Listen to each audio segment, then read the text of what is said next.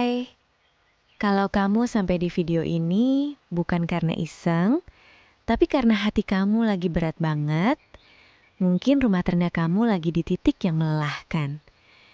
Mungkin kamu nonton ini malam-malam, saat semua orang sudah tidur, tapi pikiran kamu nggak mau diam. Mungkin kamu barusan nangis.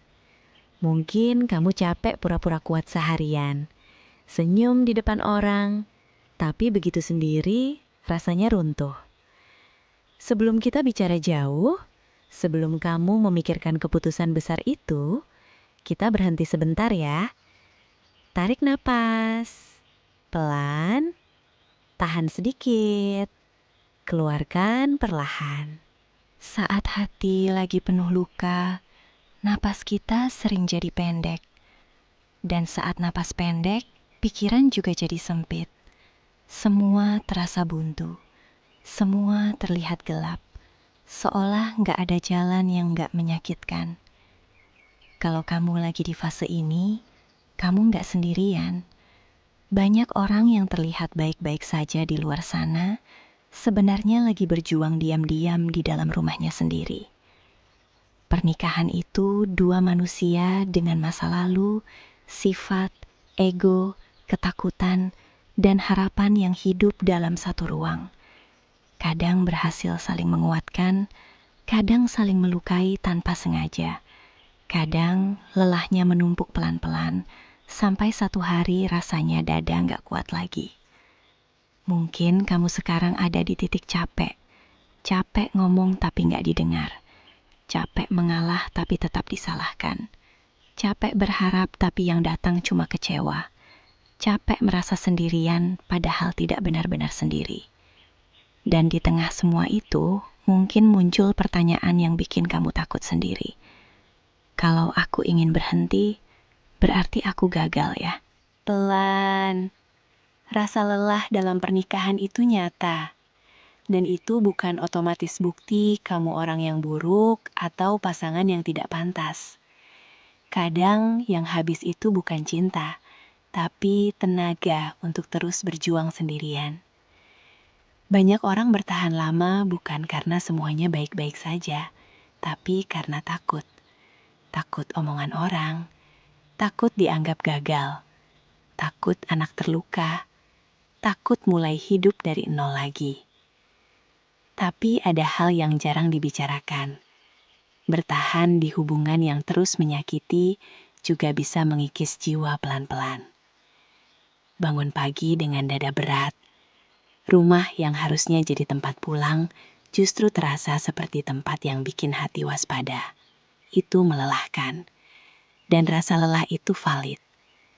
Namun, keputusan besar seperti berpisah tidak sebaiknya lahir dari emosi yang lagi meledak. Kalau hari ini kamu marah banget atau baru saja disakiti, itu bukan waktu yang jernih untuk menentukan arah hidup. Saat emosi puncak, yang berbicara bukan kebijaksanaan, tapi rasa sakit yang ingin berhenti secepat mungkin. Dan keputusan yang lahir dari luka sering membawa luka baru. Beri diri kamu jeda, bukan buat menunda tanpa arah, tapi supaya keputusan nanti lahir dari kesadaran. Bicara kalau bisa, konseling kalau memungkinkan, minta pandangan orang yang bijak, bukan yang cuma menambah api. Dan kalau ada anak tumbuh dari suasana rumahnya. Mereka merasakan ketegangan, nada suara, dan luka yang tidak pernah selesai. Anak tidak hanya butuh orang tua yang tinggal serumah. Anak butuh orang tua yang jiwanya tidak hancur setiap hari. Kadang perpisahan yang dewasa dan penuh tanggung jawab justru lebih damai bagi anak dibanding kebersamaan yang penuh pertengkaran. Sekarang mungkin kamu takut dengan hidup setelahnya. Takut sendirian, takut ekonomi, takut omongan orang, takut tidak dicintai lagi. Wajar, karena yang kamu hadapi bukan cuma perpisahan dengan seseorang, tapi juga perpisahan dengan impian lama. Kamu sedang berduka, dan duka itu sah. Tapi akhir pernikahan bukan akhir hidup. Banyak orang setelah melewati masa ini justru menemukan dirinya kembali. Lebih mengenal siapa dirinya, lebih tahu batas yang harus dijaga, lebih kuat berdiri.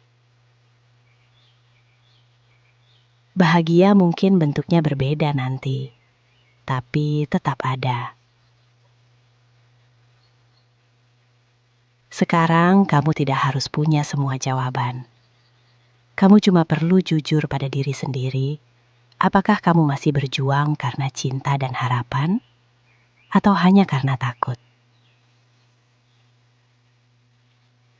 Apapun jawabannya, kamu bukan manusia gagal. Kamu manusia yang sedang menjalani fase paling sulit dalam hidupnya.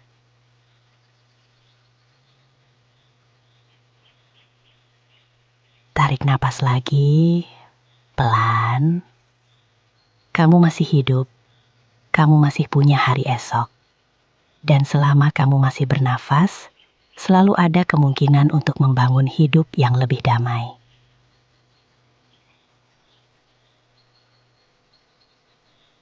Apapun yang terjadi nanti, kamu tetap berharga. Kamu tidak sendirian, dan hidup kamu tidak berhenti di satu keputusan ini.